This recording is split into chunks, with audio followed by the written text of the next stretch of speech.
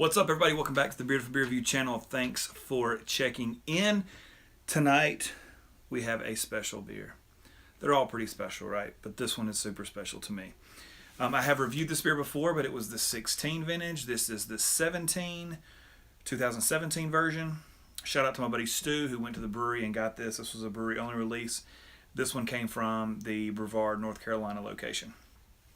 This is Oskar Blues Java 10 FIDY Imperial Stout with hot box roasters coffee added, aged in bourbon barrels. 1 pint.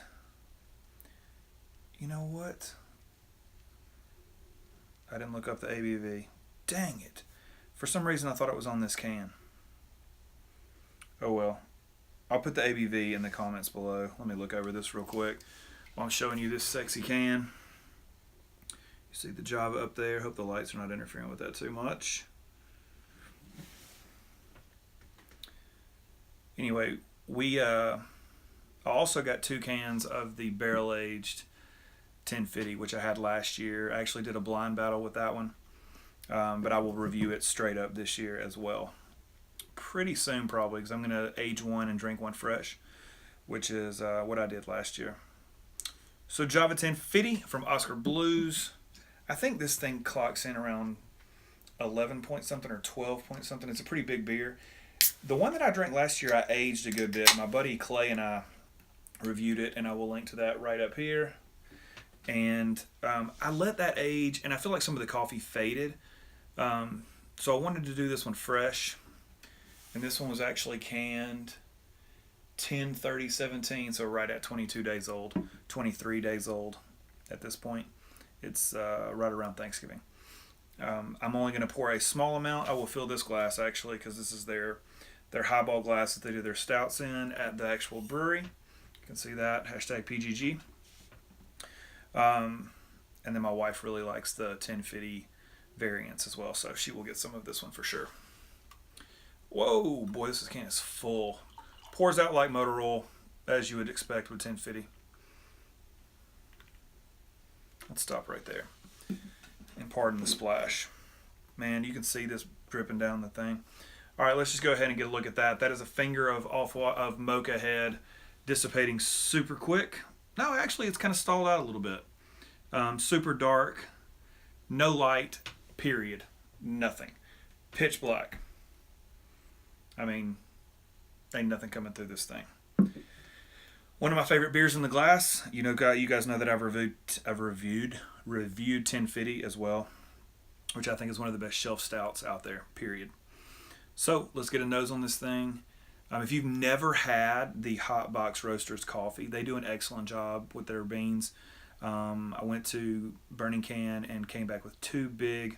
They actually do something a little bit bigger than this, full of beans, with like a tennis ball top on it.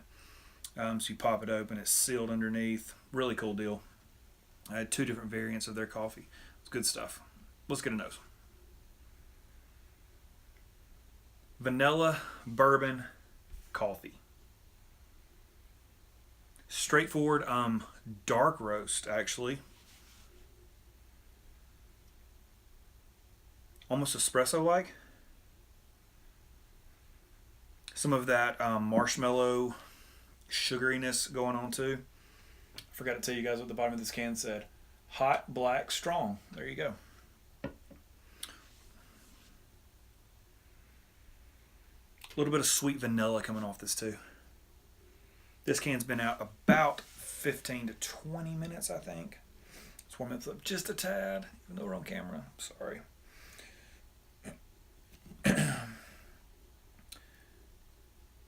All right, here we go. Let's get a taste.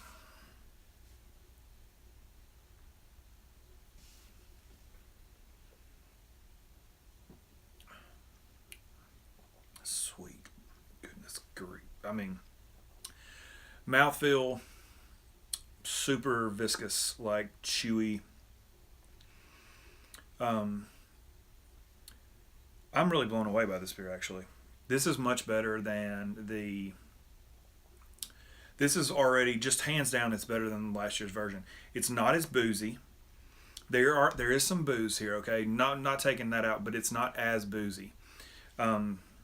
Sweet.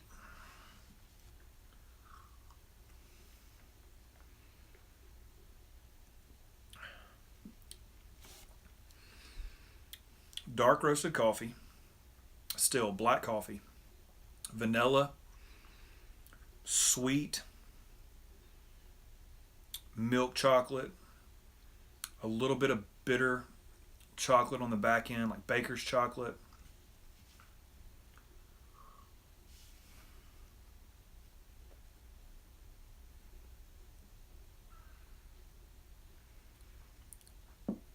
This is so good, y'all. The only thing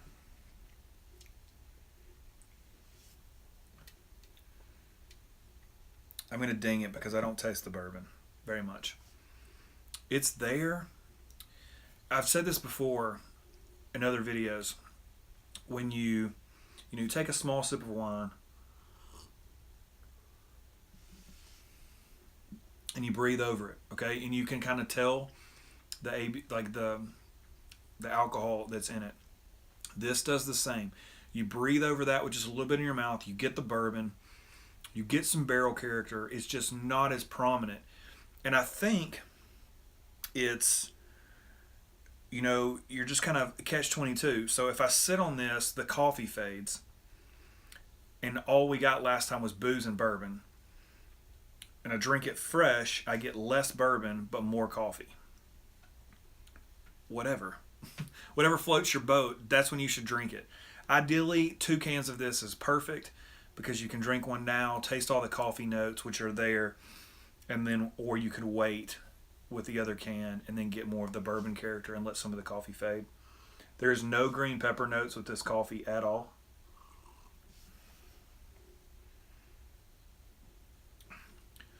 The mouthfeel is almost marshmallow-like. It's so thick yet fluffy almost. Like it just kind of covers every part of your mouth with the flavors. Some sweet vanilla too.